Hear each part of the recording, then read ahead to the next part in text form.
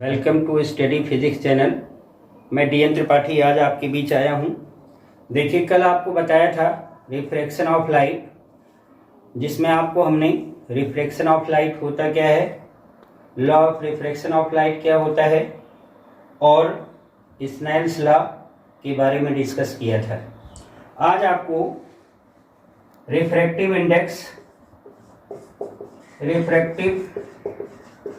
Index क्या होता है और कौन कौन से फैक्टर पे ये डिपेंड करता है, इसको एक्सप्लेन करेंगे। तो बच्चों ध्यान दीजिए कि जो रिफ्रैक्टिव इंडेक्स है इसको हम म्यू से डिनोट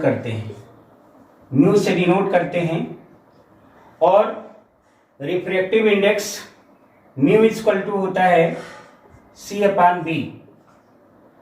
C क्या है? Speed of light in air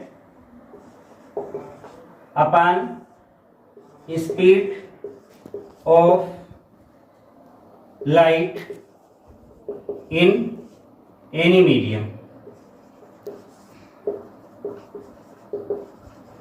तो बच्चों ध्यान देना है कि रिफ्रैक्टिव इंडेक्स क्या होता है। तो अगर हम कहें कि the ratio of speed of light in air और vacuum upon speed of light in any medium.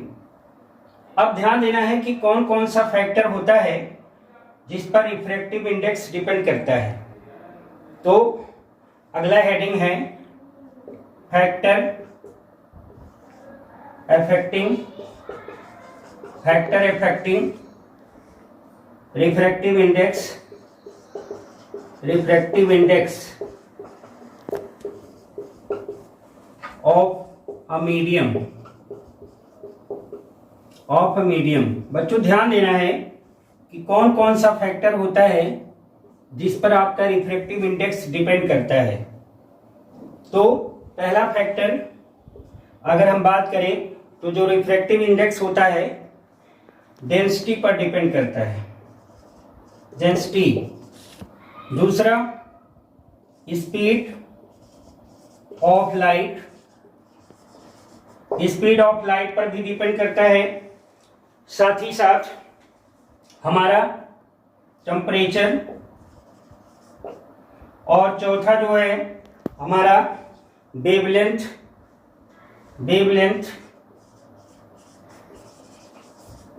ये चार फैक्टर हैं जिस पर आपका रिफ्रैक्टिव इंडेक्स डिपेंड करता है। कौन कौन सा है? Density, speed of light, temperature, wavelength of light. अब बच्चों इसको डिटेल से समझना है कि जो हमारा रिफ्रैक्टिव इंडेक्स होता है ये डेंसिटी पर किस तरह से डिपेंड करता है। तो देखिए, जो हमारा डेंसिटी होता है, density directly proportional to mu refractive index. इसका मतलब ये होता है कि अगर मीडियम की डेंसिटी क्या है, ज्यादा है, तो रिफ्रैक्टिव इंडेक्स भी क्या होगा? ज्यादा होगा, डायरेक्टली प्रोपोर्शनल। इसका मतलब अगर मीडियम की डेंसिटी इंक्रीज कर रही है तो रिफ्रैक्टिव इंडेक्स भी क्या होगा? इंक्रीज करेगा। बात कर लें स्पीड ऑफ लाइट, तो स्पीड ऑफ लाइट जो C से डिनोट करते हैं, स्पीड ऑफ लाइट ये जो होता है रिफ्रैक्टिव इंडेक्स के इनवर्सली प्रोपोर्शनल होता है। इसका मतलब यह है कि अगर हमारा स्पीड ऑफ लाइट इंक्रीज कर रहा है तो हमारा रिफ्रैक्टिव इंडेक्स क्या होता है? डिक्रीज करता है। लेकिन एयर में तो आपको पता है कि स्पीड ऑफ लाइट कांस्टेंट होता है, लेकिन हम मीडियम में अगर बात करें तो रिफ्रैक्टिव इंडेक्स अगर आपका इंक्रीज करेगा तो speed of light of any medium ये क्या होता है? डिक्रीज करेगा। इसका मतलब क्या होता है कि inversely proportional to speed of light of refractive index. तो रिफ्रैक्टिव इंडेक्स जो होता है स्पीड ऑफ लाइट की जो है इनवर्सली प्रोपोर्शनल होता है। टेम्परेचर की बात कर लें तो टेम्परेचर की जो है ये आल्सो इनवर्सली प्रोपोर्शनल होता है। टेम्परेचर के इनवर्सली प्रोपोर्शनल रिफ्रैक्टिव इंडेक्स होता है। इसका मतलब ये हुआ कि अगर हम टेम्परेचर को इंक्रीज कर दें तो जो रिफ्रैक्टिव इंडेक्स होता है मीडियम का वो डिक्रीज होने लगेगा। तो inversely proportional to also temperature, और साथ ही साथ हमारा जो वेवलेंथ होता है, अलग अलग लाइट की जो वेवलेंथ होती है आपको पता है कि वो अलग अलग होता है, तो वेवलेंथ के भी इनवर्सली प्रोपोर्शनल होता है। इसका मतलब ये है कि अगर वेवलेंथ ऑफ लाइट इंक्रीज होती है तो जो रिफ्रैक्टिव इंडेक्स है वो डिक्रीज होने लगेगी। तो आपने देखा कि जो रिफ्रैक्टिव इंडेक्स है डिपेंड्स द फॉलोइंग फैक्टर। पहला डेंसिटी, डेंसिटी के डायरेक्टली प्रोपोर्शनल होता है। स्पीड ऑफ लाइट इसके इनवर्सली प्रोपोर्शनल होता है। टेम्परेचर के आल्सो इनवर्सली प्रोपोर्शनल, और वेवलेंथ ऑफ लाइट, अलग अलग कलर के लिए वेवलेंथ भी क्या होगा, अलग अलग होगा, तो उसके भी क्या होता है, इनवर्सली प्रोपोर्शनल होता है। तो बड़ा ही इंपॉर्टेंट है, इस पर न्यूमेरिकल भी आता है कि refractive index mu equal to C upon B.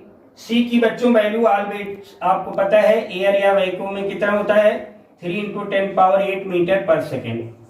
तो अगर आपको मीडियम की वेलोसिटी दिया हुआ है, स्पीड दिया हुआ है, तो वहां से हम रिफ्रैक्टिव इंडेक्स ऑफ मीडियम की वैल्यू फाइंड कर सकते हैं। तो बड़ा ही इंपॉर्टेंट है कौन सा फैक्टर होता है जिस पर रिफ्रैक्टिव इंडेक्स डिपेंड करता है, इससे रिलेटेड आपका क्वेश्चन आता है। तो बच्चों ध्यान देना है कि आगे आपको जो टॉपिक पढ़ना है reversibility, principle of reversibility of light क्या होता है। तो इसको ध्यान से समझिए कि आपका रिफ्रैक्टिंग सरफेस है और ये आपका नॉर्मल है।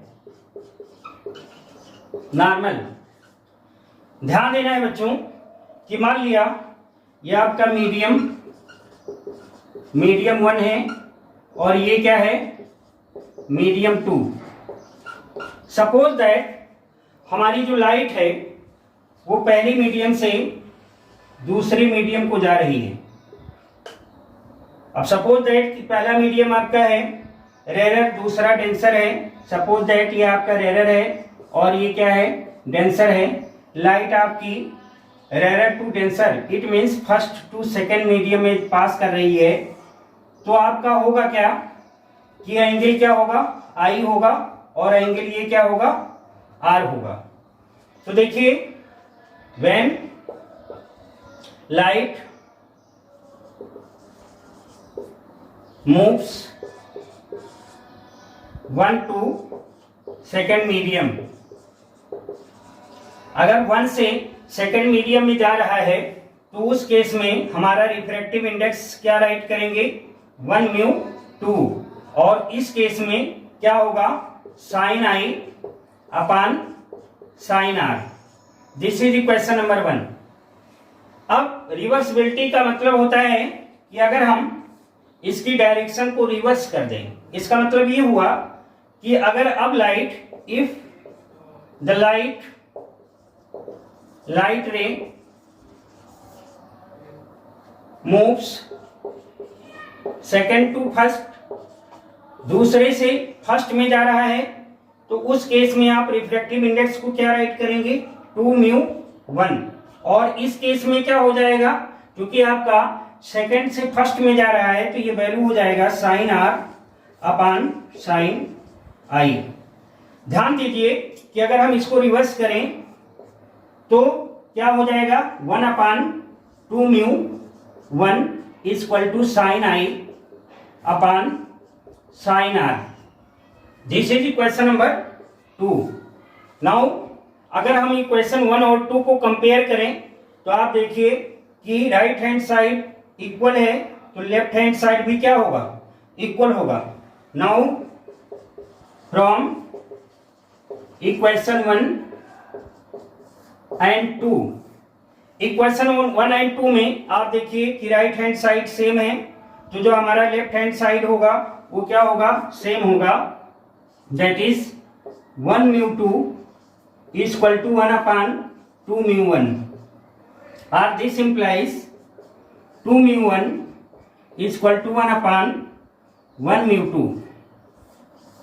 तो बच्चों बड़ा ही इंपॉर्टेंट यहां से रिजल्ट आपका निकल के आता है कि अगर हम direction of ray of light को रिवर्स कर देते हैं तो जो रिफ्रैक्टिव इंडेक्स होता है उसके रेसिप्रोकल हो जाता है। अगर एग्जांपल ले लें, सपोज दैट आपको दिया है refractive index of water with respect to air, suppose that इसकी वैल्यू आपको दिया है 2/3। अब आपको फाइंड करना है कि refractive index of air with respect to water. तो उस केस में क्या होगा, तो आपका 1 अपान क्या हो जाएगा, रेसिप्रोकल क्या होगा, a mu w, it means 1 अपान 2/3, और दिस इंप्लाइज 3/2। और इसको सिंप्लीफाई कर लें तो ये आएगा 1.5। ध्यान दीजिए ये आपका एक एग्जांपल हमने समझाया कि अगर हम देखिए क्या दिया था, refractive index of water with respect to air are given 2/3, what is the value of refractive index of air with respect to water. तो क्या होगा, क्योंकि ये रिवर्स हो रहा है तो फार्मूले में क्या हो जाएगा 1 अपान a म्यू w, और सिंप्लीफाई करेंगे तो क्या आएगा 1.5। बच्चों ध्यान देना है कि जो रिफ्रैक्टिव इंडेक्स होता है इसकी कोई यूनिट नहीं होती है। ध्यान रखिएगा कि ये रहा reversibility of principle of reversibility of light, जिसमें आपने देखा कि अगर हम रे ऑफ लाइट का डायरेक्शन रिवर्स कर देते हैं तो जो हमारा रिफ्रैक्टिव इंडेक्स होता है उसके रेसिप्रोकल हो जाता है। तो ध्यान देना बच्चों, नेक्स्ट टॉपिक है कि what is the lateral displacement of light. तो इसको समझने के लिए सपोज दैट कि आपका ग्लास है, ये ग्लास है, आपकी लाइट क्या हो रही है, पास कर रही है। सपोज दैट ये आपका एयर है, एयर से लाइट किस में जा रही है, ग्लास में जा रही है, तो चलेगी तो हल्का सा क्या होगा, क्योंकि एयर है और ये ग्लास है तो ये ग्लास में आएगा तो डेंसर मीडियम है तो ये हल्का सा क्या होगा, टुवर्ड्स द नॉर्मल होगा। बात करें अब फिर ग्लास से लाइट क्या होगी, एयर में पास कर रही है तो उस केस में क्या होगा, अभी फ्रॉम नॉर्मल हो रहा है। तो बच्चों ध्यान दीजिए कि हमारी लाइट क्या है, ये इंसिडेंट रे है, ये क्या है, रिफ्रैक्टेड रे, और इसको हम इमर्जेंट रे कहते हैं। ध्यान दीजिए कि हमने बताया था कि रिफ्रैक्शन में होता क्या है, या रिफ्रैक्शन के लिए कंडीशन क्या होना चाहिए कि हमारा लाइट क्या हो, अलग अलग मीडियम में पास करे। तो देखिए एयर से आपका ग्लास में आया तो हल्का सा टुवर्ड्स द नॉर्मल हो गया, और यही चीज आपकी ग्लास एयर में गया तो अभी फ्रॉम नॉर्मल हो गया। Consider this is O, this is A, this is B and this is C। अब ध्यान दीजिए कि होगा क्या, अगर ये लाइट बिना बेंड हुए पास करती तो कैसे जाता, ऐसे सीधे सीधे पास कर जाती। और यही जो डिस्प्लेसमेंट होता है, दिस जो डिस्प्लेसमेंट है, this gap is known as lateral displacement, lateral displacement। तो बच्चों ध्यान देना है कि lateral displacement क्या होता है कि हमारा डिस्टेंस जो लाइट की जो डायरेक्ट पास करती हो और जब ये मीडियम से पास करती हुई सीधे जा रही है तो हमारा जो बीच का गैप होता है, बीच का डिस्प्लेसमेंट होता है, इसी को हम लेटरल डिस्प्लेसमेंट कहते हैं। ध्यान दीजिए कि हमारा होगा क्या कि कौन कौन से फैक्टर होते हैं, कौन कौन सा फैक्टर है जो कि लेटरल डिस्प्लेसमेंट डिपेंड करता है। तो फैक्टर डिपेंड्स एज कौन कौन सा फैक्टर है? पहली बात तो ये है कि जो हमारा थिकनेस होता है, थिकनेस ऑफ ग्लास, इसके डायरेक्टली प्रोपोर्शनल होता है लेटरल डिस्प्लेसमेंट। लेटरल डिस्प्लेसमेंट ये क्या होता है? डायरेक्टली प्रोपोर्शनल होता है। दूसरा क्या होता है कि हमारा जो आई है, आई क्या है? Angle of incidence. ये क्या है? Angle of refraction. तो आई के भी क्या होता है? लेटरल डिस्प्लेसमेंट, ये डायरेक्टली प्रोपोर्शनल होता है। लेटरल डिस्प्लेसमेंट इसका मतलब ये है कि अगर हमारा एंगल ऑफ इंसिडेंस को इंक्रीज कर दिया जाए तो जो हमारा लेटरल डिस्प्लेसमेंट है ऑल्सो इंक्रीज। इस तरह से आपने देखा कि जो हमारा लेटरल डिस्प्लेसमेंट है वो थिकनेस ऑफ द ग्लास की डायरेक्टली प्रोपोर्शनल होता है। इसका मतलब ज्यादा थिकनेस होगा तो lateral displacement also increase and also depend the angle of incidence to directly proportional to lateral displacement. इसका मतलब ये हुआ कि हमारा एंगल ऑफ इंसिडेंस को अगर हम इंक्रीज कर दें तो लेटरल डिस्प्लेसमेंट ऑल्सो इंक्रीज करता है। एक फैक्टर और होता है हमारा रिफ्रैक्टिव इंडेक्स, इसके भी लेटरल डिस्प्लेसमेंट क्या होता है? डायरेक्टली प्रोपोर्शनल होता है। तो आपने देखा कि थिकनेस, एंगल ऑफ इंसिडेंस और refractive index of a medium पर डिपेंड करता है। कैसे डिपेंड करता है?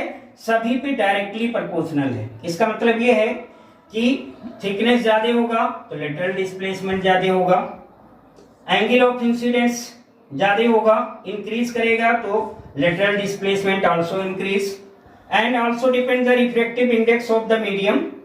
अलग अलग मीडियम में रिफ्रैक्टिव इंडेक्स क्या होता है? अलग अलग होता है, यू नो दैट। लेकिन अगर हमारा रिफ्रैक्टिव इंडेक्स की बात करें तो अगर इसको इंक्रीज करेंगे तो लेटरल डिस्प्लेसमेंट आल्सो इंक्रीज। तो ये रहा लेटरल डिस्प्लेसमेंट ऑफ लाइट। तो आज बच्चों इस वीडियो में हमने 3 पॉइंट पर डिस्कस किया। सबसे पहले कि what is the refractive index, तो the ratio of speed of light in air vacuum upon speed of light in any medium is known as refractive index. There will be no any unit of refractive index and कौन कौन सा factor था जिस पर कि refractive index depend किया, इसको भी हमने एक्सप्लेन किया। और साथ ही साथ ये बताया कि लेटरल डिस्प्लेसमेंट ऑफ लाइट क्या होता है और principle of reversibility of light क्या होता है। अब बच्चों ध्यान देना है, ये न्यूमेरिकल है, रिफ्रैक्टिव इंडेक्स का न्यूमेरिकल है जिस पर हम इसको सॉल्व करेंगे। तो देखिए क्या दिया हुआ है, the refractive index of glass and water are 3/4 and 4/5. Find the refractive index of glass in water.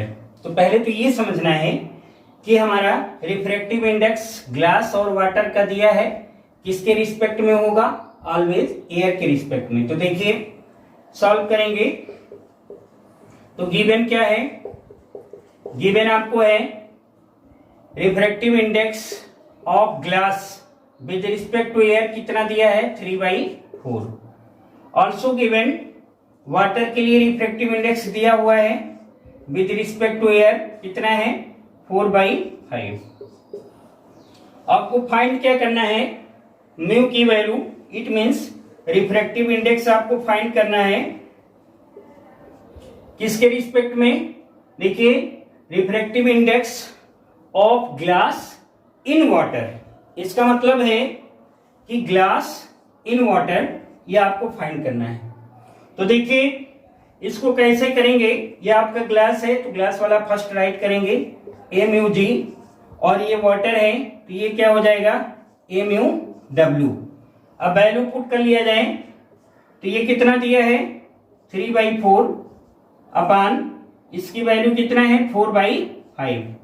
अगर इसको सिंप्लीफाई करें तो क्या हो जाएगा? 3/4 इंटू करेंगे तो ये रिवर्स रेसिप्रोकल हो जाएगा 5/4 और इस तरह से यह आ गया 15/16। तो आंसर क्या होगा? Refractive index of glass with respect to water, इसकी वैल्यू क्या होगा? 15/16।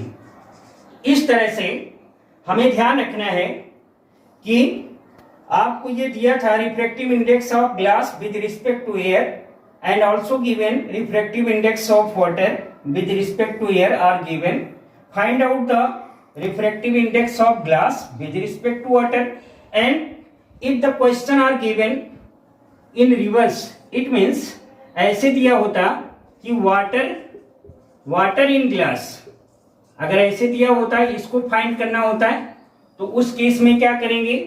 देखिए water in glass, it means क्या होगा कि आप ये फाइंड करना है।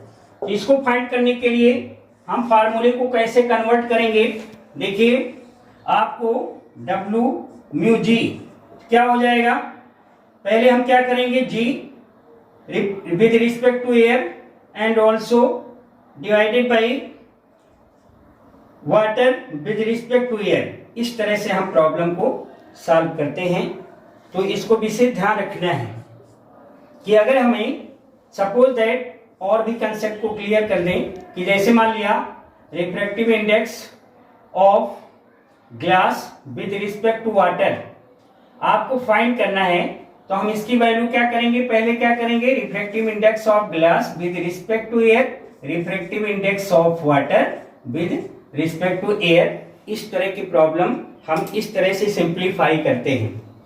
एक प्रॉब्लम अगर हम ये ले लें, अभी हमने बताया कि प्रिंसिपल ऑफ रिवर्सिबिलिटी क्या होता है। सपोज दैट कि आपको क्वेश्चन दिया है कि refractive index of water with respect to glass are given, suppose that 1/2। What is the value of refractive index of glass with respect to water? तो कैसे इसको सिंप्लीफाई करेंगे? रिवर्सिबिलिटी प्रिंसिपल लगाएंगे तो क्या हो जाएगा कि जो W म्यू जी है ये क्या होगा? 1/G mu W। रिवर्स कर देते हैं तो बच्चों क्या हो जाएगा? 1 जो 2 दिया था इसको हमारा सिंप्लीफाई करेंगे तो कितना आ जाएगा? 2/1, तो दैट इज 2। तो रिफ्रैक्टिव इंडेक्स क्या होगा? 2। इस तरह से आज हमने इस पर न्यूमेरिकल भी कराया। और अब बात आती है कि आप होमवर्क नोट कर लीजिए और 2 न्यूमेरिकल आपको दे रहे हैं, उसको आपको सिंप्लीफाई करना है। पहला न्यूमेरिकल होगा रिफ्रैक्टिव इंडेक्स पर और दूसरा न्यूमेरिकल होगा रिवर्सिबिलिटी प्रिंसिपल पर। तो आपको 2 होमवर्क के लिए 2 न्यूमेरिकल दे रहे हैं।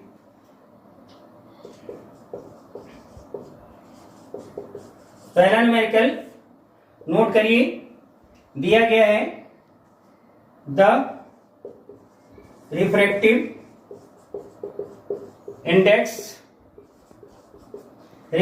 Index of glass and water is 3/4 and 1/5. Find the refractive index.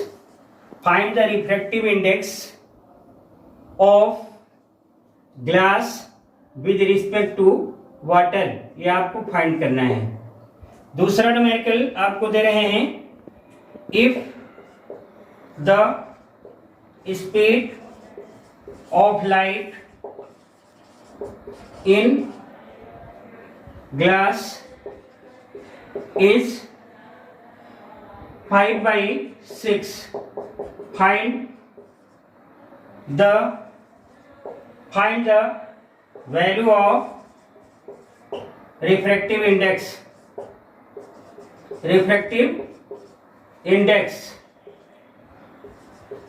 यहां पे गिवन है C = 3 × 10⁸ मीटर पर सेकेंड। तो ये 2 न्यूमेरिकल है, इसको आप सिंप्लीफाई करिएगा। तो इस तरह से आज के लेक्चर में हमने आपको एक बार रिमाइंड कर दें क्या क्या बताया, कौन कौन सा फैक्टर होता है जिस पर रिफ्रैक्टिव इंडेक्स डिपेंड करता है, रिफ्रैक्टिव इंडेक्स क्या होता है, साथ ही साथ हमने आपको एक्सप्लेन किया कि हमारा प्रिंसिपल ऑफ रिवर्सिबिलिटी क्या होता है, और साथ ही साथ लेटरल डिस्प्लेसमेंट क्या होता है, और कौन कौन सा फैक्टर होता है जिस पर कि लेटरल डिस्प्लेसमेंट डिपेंड करता है, और साथ ही साथ आपको न्यूमेरिकल कराया। Thank you.